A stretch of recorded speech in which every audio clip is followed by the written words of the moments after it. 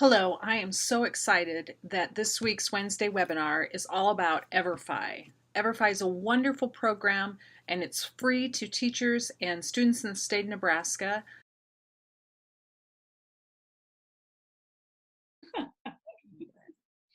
All right.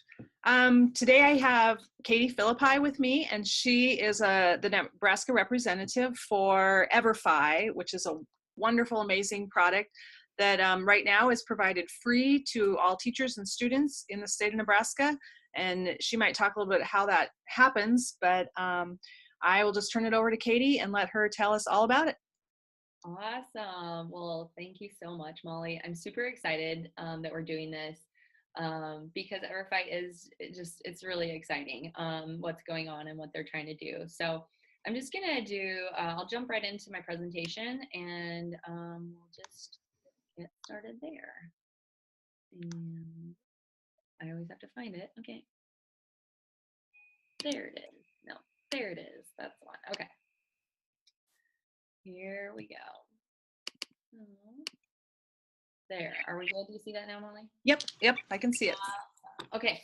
So my name is Katie Philippi. I am the schools manager for the state of Nebraska. I have a little sliver of Iowa as well, but the goal for my role is to be the local support person for the EverFi programs and anybody who's using or wants access to those programs.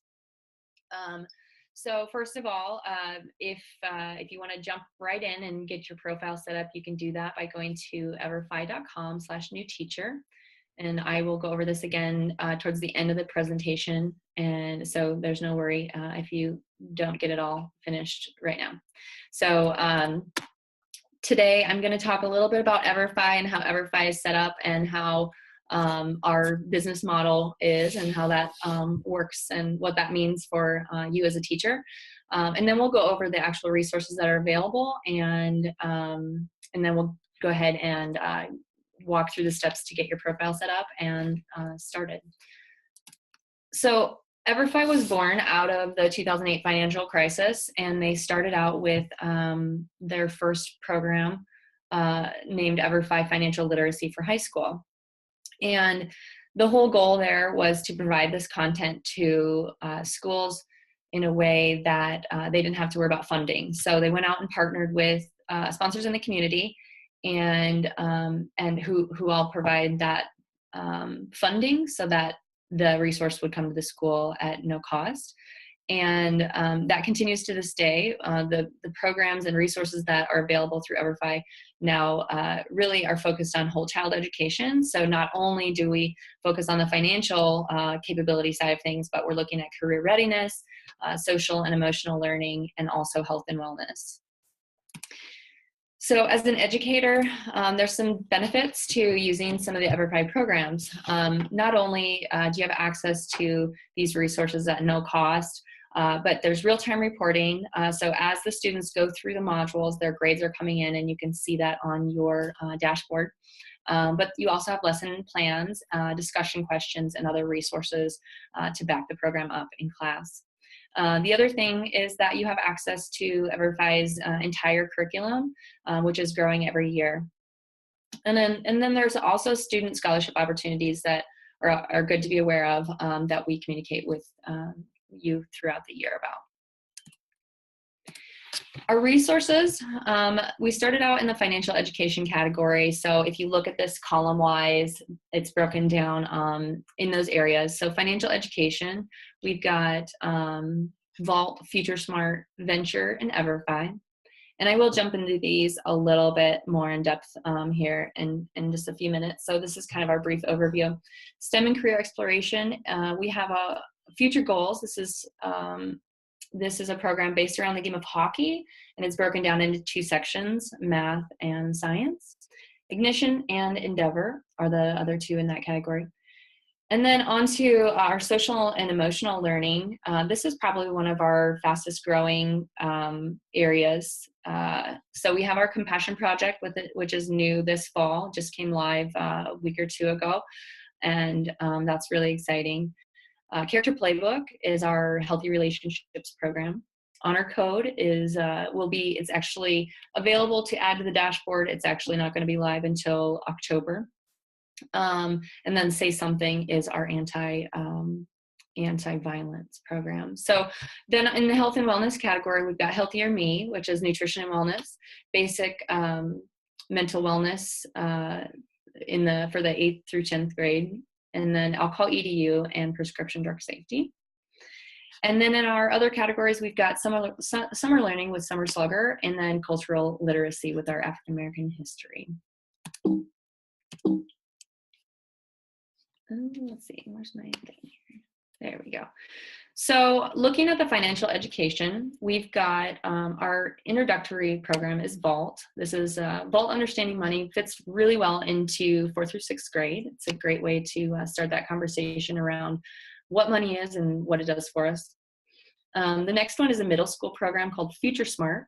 And this one is where the students get into the program and they pose as the mayor of their city and they help citizens walk through smart financial decisions. Venture is our entrepreneurial expedition, and EverFi Financial Literacy is our high school financial literacy program. Two things I do want to note: in the state of Nebraska, our state treasurer has funded this program, both the Vault Understanding Money and the EverFi Financial Literacy. So that is something that that might be heard quite often because that's a pretty neat sponsorship to have that statewide. In our STEM and career readiness, our Future Girls Hockey Scholar, that is our, we've got both the math edition and science edition, and that fits really well into the 4th through 7th grade levels. Ignition is digital literacy. And then Endeavor is a program that came out new last year, and this is a STEM career exploration program where students walk through certain activities and they learn about careers in the STEM field and get to associate themselves with some stuff they might do on a normal basis, listening to music. So they get to go in and design a range of playlists based on user preferences, and then learn about the skills that they use doing that kind of thing, and what real-time careers correlate with those skills as well. So that's a really great one for career readiness. And with that program, actually, they've added modules to it this year. So there's now a medical field module added, which is really great. Social and emotional learning. This is our fastest growing category for obvious reasons. Our Compassion Project is for the 2 through 4 grade. And it really goes over what compassion is and what that looks like for oneself along with others, and goes through practice scenarios for that. So it gives students a really good round introduction to what compassion is. Character Playbook. This is our Healthy Relationships program in the middle school or junior high level. Honor Code is our bullying prevention. That one is live in October. We can add it to the dashboard now, and it will be ready then. Say Something was released last year. This was a correlation between the Sandy Hook Promise Group and Say Something. So this is anti-violence. I will have to say that my administrators, when I was telling them about that, were so excited because right now they don't have a lot of curriculum or programs on social and emotional health. So they're excited to see that. Yes, and I'm glad to hear that. I think, EverFi was really trying to position themselves, when they started out with the financial literacy, it was more as a retrospective, like, oh crap, look what we're in, right? Like, and so with these social emotional programs, they really wanted to be in front of the problem, and as awareness is growing, we have it available to use. So yes, excellent. They're more proactive. Right, a proactive approach, exactly. So then in the health and wellness, our Healthier Me, we have 2 versions of that in elementary and middle school. And this program really focuses on a healthy, balanced diet and what that looks like, and practicing how to build a healthy, balanced meal. Mental Wellness Basics, this is another one that was just released We just came out with it this summer, and they're putting the finishing touches on this one, and it will be live in October. That's another really great one. Alcohol EDU and prescription drug safety both were out last year, and are great programs as well. And now the part about getting set up. So we are going to go to everfi.com/new teacher. If you haven't set up an EverFi account, you will find your state of Nebraska and then your school. If you already have an account, you would click that login at the bottom, or just log in as normal.